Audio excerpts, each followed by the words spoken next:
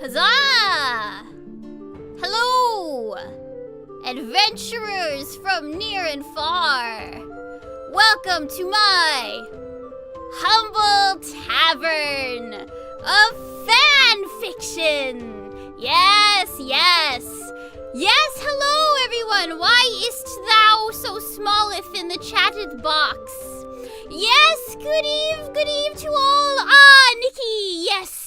And it is Richard and Linkle and Zam of the Bigs, here to hear tales, oh, such woeful tales, tales of the brave hero, Jonathan with a G. Oh, we simply cannot get enough of that brave Jonathan, can we, chat? Oh no, for his exploits are so noble, and his love story is so tragic. Oh, it makes me cry to think of it. Alas, alas for poor Jonathan with a G. Yes, yes, it is spelt with a G and 2 O's also. Yes. Oh, let me just fix some of my settings here. Ah, yes. Hem. Yes, indeed. 'Tis time to tell you the tales. Linkle, 'tis all right if thou hast not yet watched Enigmatic Recollection, for there is a wonderful place on yon internet called Enreco Archive that may catch you up on the happenings of past adventures and so on and so forth, which I have been reading most fervently, and also at the subreddit. Yes, come and cringe with me, Sir Venomous. Yes, 'tis time. Oh, but soon, in 55 minutes upon the hour, I think that Sir Jonathan will be starting his adventures, and so I will be tuning into that. Yes. The Enreco News. What a wonderful resource! What a wonderful way for us to hear of all the happenings that we may have missed, narrated by none other than our very own mother and father. Yes. Those are most good. Those are most very good. But now 'tis time to spin some tales until the thing starts. Hast thou heard of what happened in chapter 1? Now, if thou hast not, fear not, for I have found a fanfic, you see, that sort of recaps the main crux of what is the tragedy of Jonathan with a G, and retells it in a way that is like introspective and angsty. So let us begin with this, the fanfic entitled "To Even Reach Your Hand in a Dream" by Big Fat Salad of the Amber Coin. At least I am assuming they are of the Amber Coin, because who else would write fan fiction but those of the Amber Coin? Stream dying? Oh, for goodness sakes. Chat, 'tis a tragedy that I have not yet installed my new modem. Yes. Saga! May the 6th be with you also as well. Yes. You shall be back when we have, yes, we have certainly weathered worse in this chat. For goodness sakes, YouTube, I fear it is conspiring with the Amber Coin against me. Why would it do this to me? I'm fine, everything's great. This is going so well. This is such a flaming dumpster fire of a stream. Thank you for coming to it. I must hydrate myself. Yes. Let us recap the tragedy that Jonathan experienced in chapter 1 by reading "To Even Reach Your Hand in a Dream" by Big Fat Salad. First, let us read the notes that our Big Fat of the Salads has left us. The author's note says, "Y'all, I seriously need to die. What is Gigi doing to me? I have never felt the desire to write more lore-based fics in my life than now, and especially thanks to the drama from Enreco. My Gigi brainworms are getting so bad. I do feel you, Lord of the Big Fat Salads. Yes, 'tis true, 'tis only true. Now let us begin to weave our tale, if the YouTube will cooperate with me. Ahem. Dear husband, if you could turn back time, how far would you go? The answer was simple. Back to where my pearl is, of course! Her soft giggle at your words, oh, you could never forget it. It made your heart flutter, the feeling clouding your senses and filling it only with her. You remember drawing closer to her, caressing her cheek gently, oh my. You didn't miss the soft gasp she let out in surprise and felt a warm pride bloom in your chest from flustering her. With your gaze, you hoped to tell her, my life is solely devoted to yours.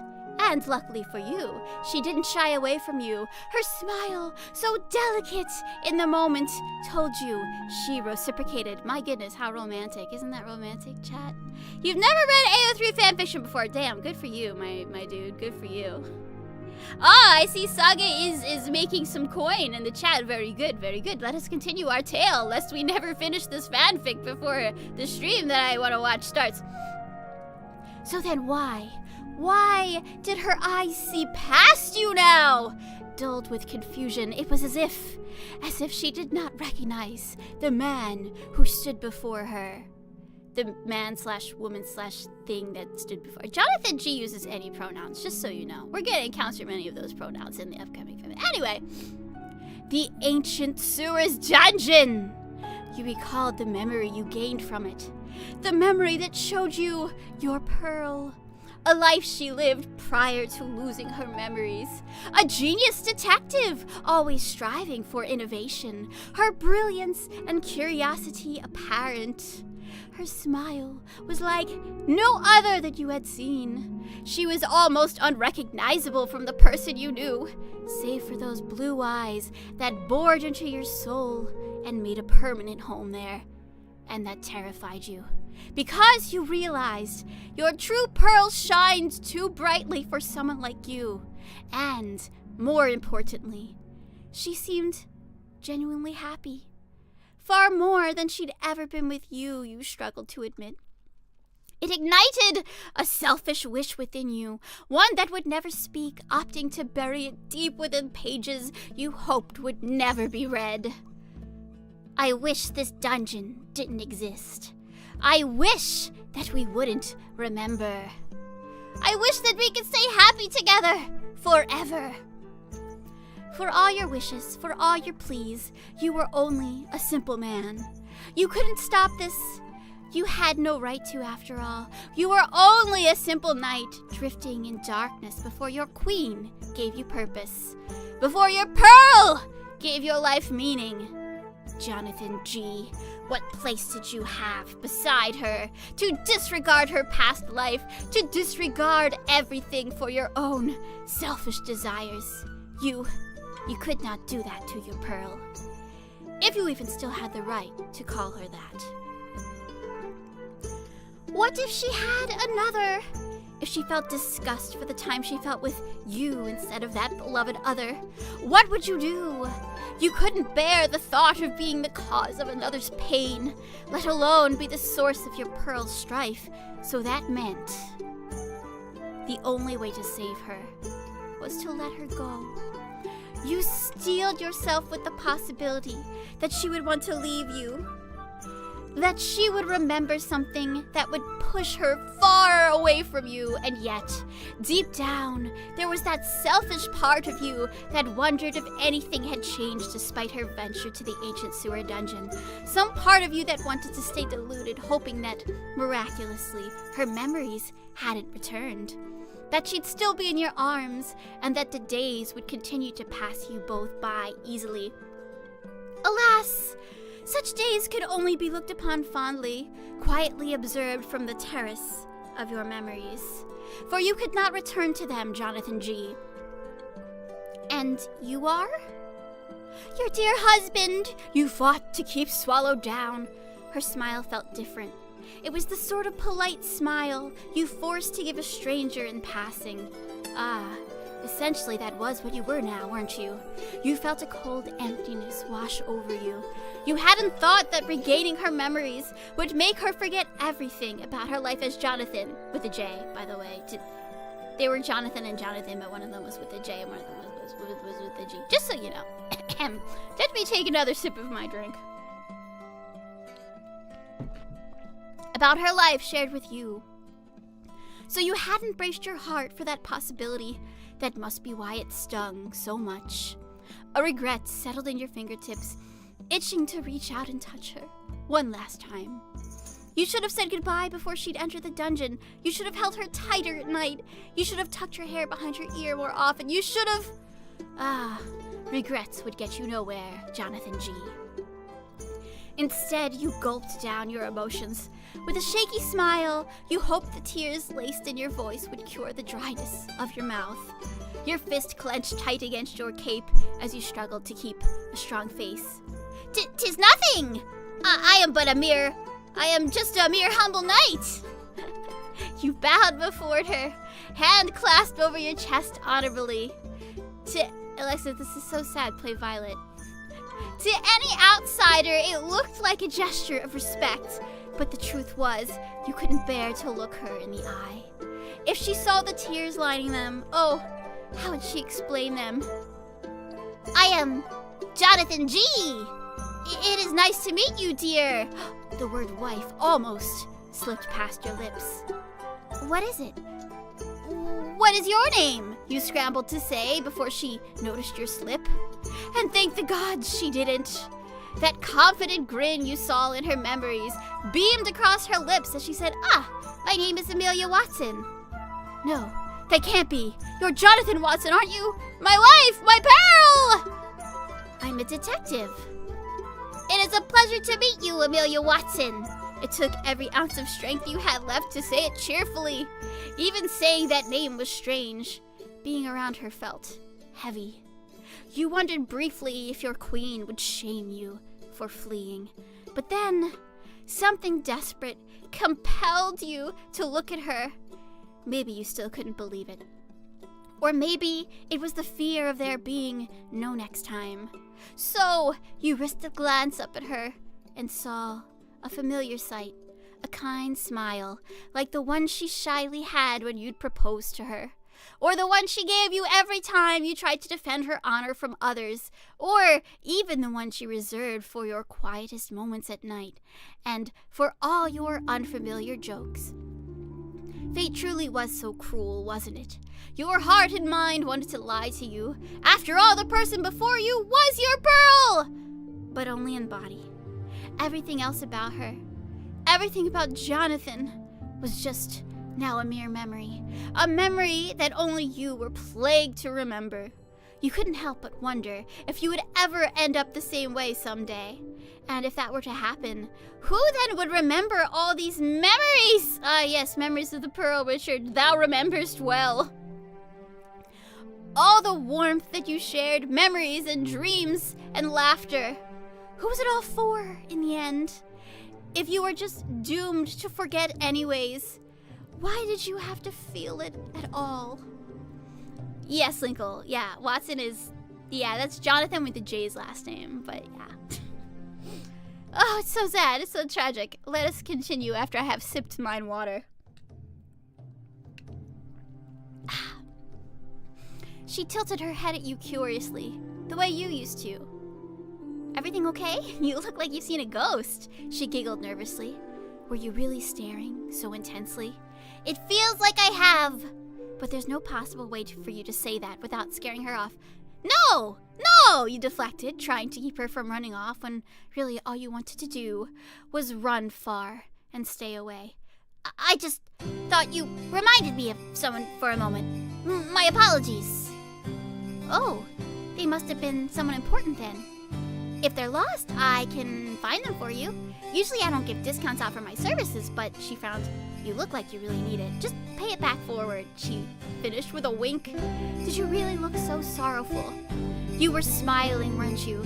The person you were trying to find no longer existed, even as she stood before you, or at least the shadow of her did. "'Tis quite all right, Miss Amelia Watson. You what? What else was there to say? You felt choked up. Why? Why did she have to look so at peace? While you were left to agonize over your memories, over her. This couldn't be fair or empathetic. You wanted to ask if she truly did not remember you. Was this just a cruel prank? You'd be a better husband if it was. You'd give her all the money you'd earned. You'd build an even grander home. You'd give her a family if she desired. You would do what she could have to have her back. You could do what you could to have her back. There we go. I can read. But you shouldn't. You shouldn't be so selfish to put your desires above her well-being. You could beg all you want, plead all you want, but that twinkle in her eyes now, you decided it was much more important than whatever dreams you'd harbored. So you gave her one final heroic smile, a genuine one this time. I appreciate it. Her happiness was yours after all. That's what you convinced yourself, at least. I must depart for now, but if I have ever in need of your services, then I'll come to you. She beamed at you brightly. It made your heart pinch. All right, I'll always be here at your service. That can't possibly be true, you wanted to say, but it wasn't your place. Instead, you thanked her. You gave her a small wave and a smile, and then walked away. With your back facing her now, it was easier to let 1, 2, 3 tears slip out. The further you walked, the faster your legs went, until soon you broke into a full sprint through the city.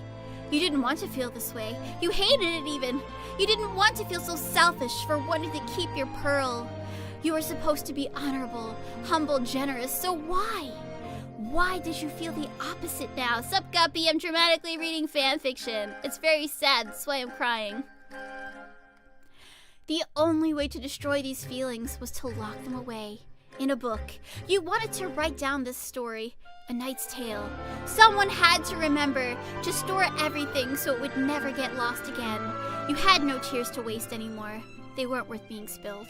Hastily, you scrawled word after word of anything and everything that you could possibly remember down onto paper. You wanted all your emotions, all your memories to mean something. If the day should come that even you two forget, then at least somewhere, some way, your story would live on. And be able to be looked back on, at least so the pain of forgetting would scare you less, because those kind pearly eyes, filled with so many emotions, but none meant for you anymore, haunted and tormented you. You told yourself you could let go, but the sting didn't burn any less.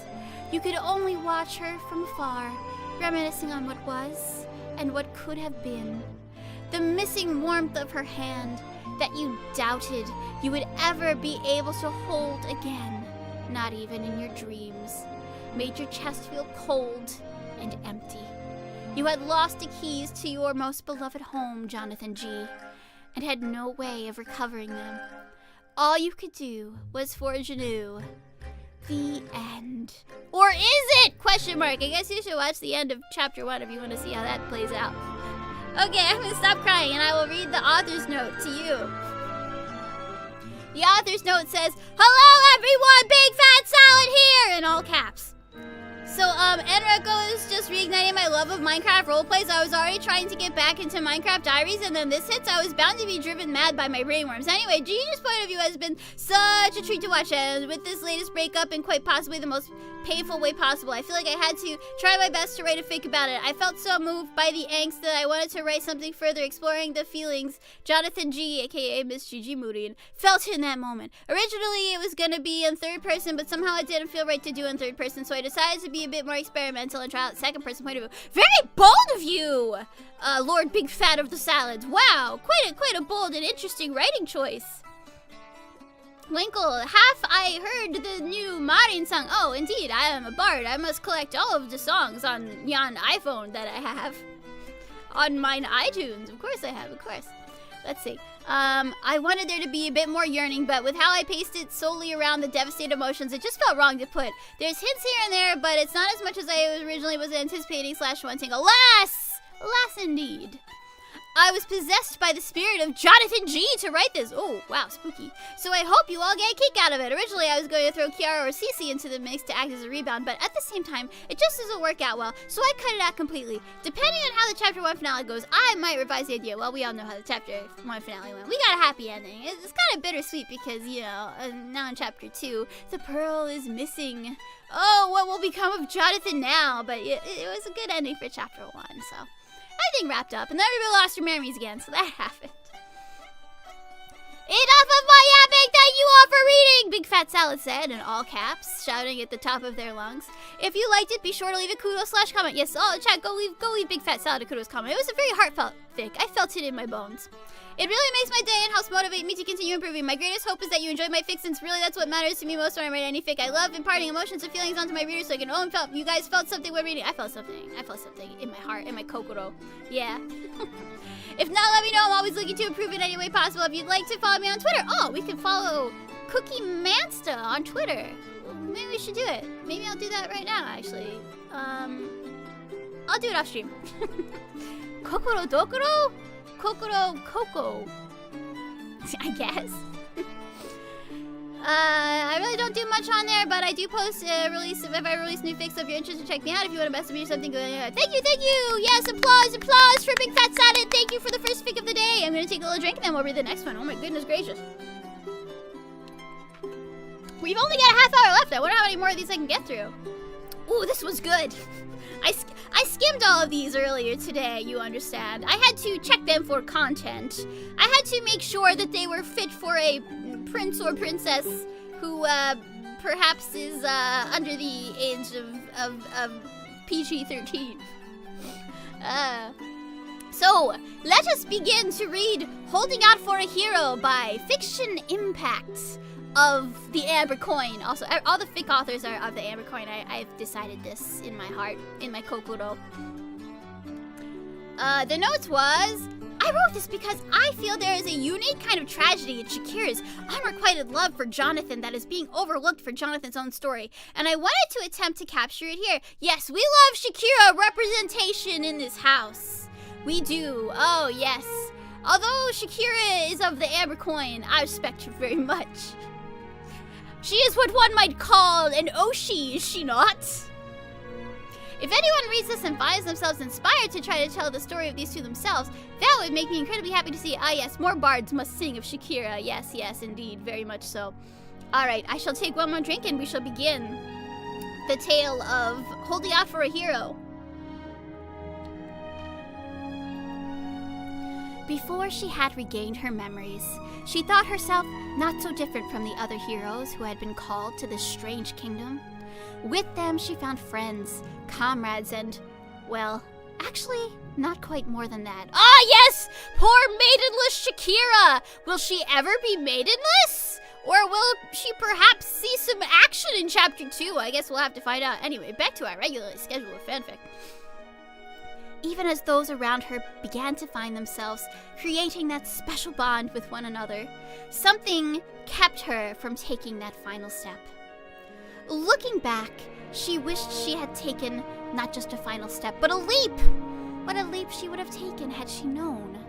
She wished she had allowed herself to enjoy the ignorance she had been wrapped up in then, before she had recalled what she truly was, before she had realized her embers were burning out from within. Oh no, Shakira! Torn between a sense of urgency and one of inevitability, she didn't know how to act. Fate lent her its hand that day. That lone night, devoting everything he did, had been separated from his love. The little night that made her voice catch, that dazzled so many around him, without his even trying, without his even knowing. Yeah, I'm gonna be real with you, chat. Jonathan G. Riz is very strong. The poor, sweet, kind knight who deserved the world had had his ripped from him in the most cruel of ways. She was breathless watching him battle during the tournament. Despite his broken heart, he was a foe unlike any.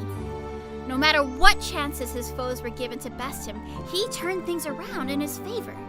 And yet, no matter how many times he triumphed, he would not smile.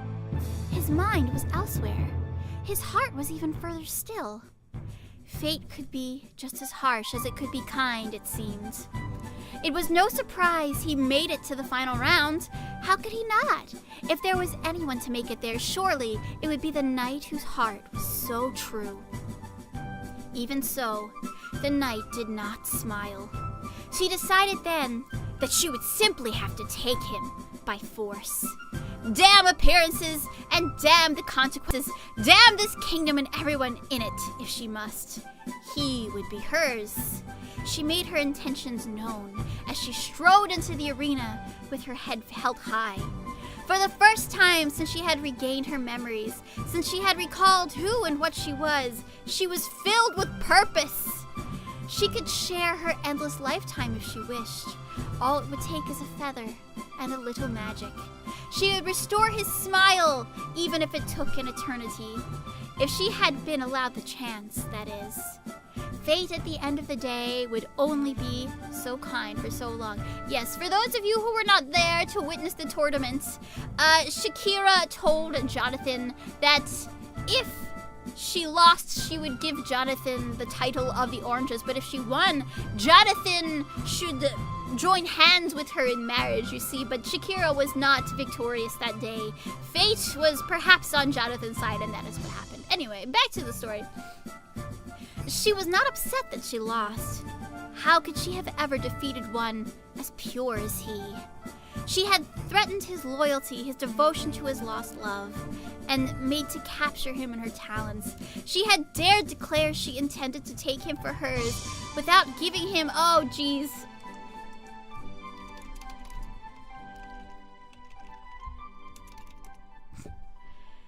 No! Yeah, well, it looks like I'm back. Anyway, yeah, I was explaining how Shakira lost to Jonathan in the tournament. And if Shakira had won, then Jonathan would have had to become Shakira's husband slash wife slash spouse slash whatever. Things could have gone very differently if Shakira had won that day. But alas for Shakira and huzzah for Jonathan, I suppose. Some might have faltered, some might have jumped at the chance even, but him, it only made him that much stronger, that much fiercer, that much more determined, and despite her best efforts, she lost magnificently. Somehow she knew it was better this way. Her light was not one to be captured, to be taken against its will. It was to be given with love and care, just as it had been before, so it would have to be again. Maybe if there had been more time, what an ironic thing to think that— What? Gigi's starting your stream right now? She's starting it early? Oh, crap. Oh, man. Oh, you guys. It's happening. I have to go now. Did you know that, maybe I can just read the rest of this really fast, okay? What the heck? I thought she was starting at 6 PST. No. Okay.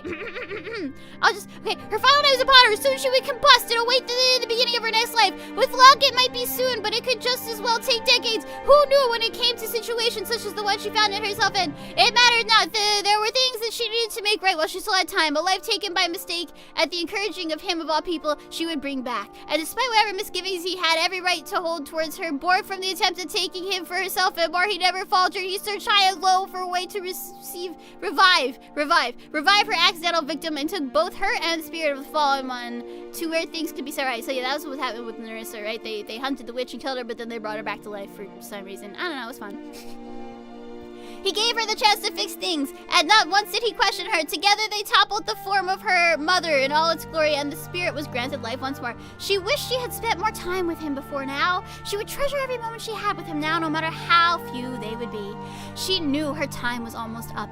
Her flames would take her once more, and who knew if she would still be here when the blaze settled down and she began life anew. There was only one place she wanted to be in her final moments, one person she needed to see before she was gone and returned to ash. It was no surprise where he was, that stalwart little knight. She found him at the foot of the statue that he had been working so hard and diligently on completing, the grand idol in the form of their queen. Despite all the lifetime she lived, despite her trying to take him as hers just one night before she could not bring herself to be upfront with her feelings first, so instead she offered to give small, humble, beautiful, fleeting perhaps, a blank in the lives of those who would be able to enjoy it, but so radiant all the same. She could have laughed when he placed it before their towering queen, declaring its beauty one that should be shared with all. She could have laughed if it hadn't made something in her twist, leave her voice momentarily trapped in her throat. Yet she could not fault him. Oh, she could never fault the knight. 1,000 years could pass, and 1,000 years still more, and she would never be saddened by him. He was just too loyal, too kind, and too generous. That's our Jonathan. Sasuga! It was why she loved him so, after all. She would much rather see him smile as he was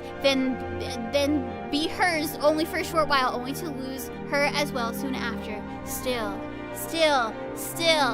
I love you! The end. Okay, well, I gotta go, everybody, because I need to find out today because Shakira is gonna be Jonathan's wingman and set Jonathan up on a blind date with Morgan Ramsey, but then Jonathan might have to turn Morgan Ramsey down because Jonathan yesterday fell in love with Shuri the Novella's to witch that nobody likes. It's really good shit. You should watch it. You should go watch it right now.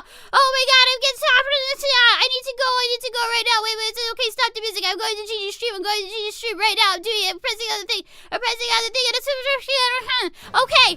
Oh, thank God, I haven't missed anything. Okay.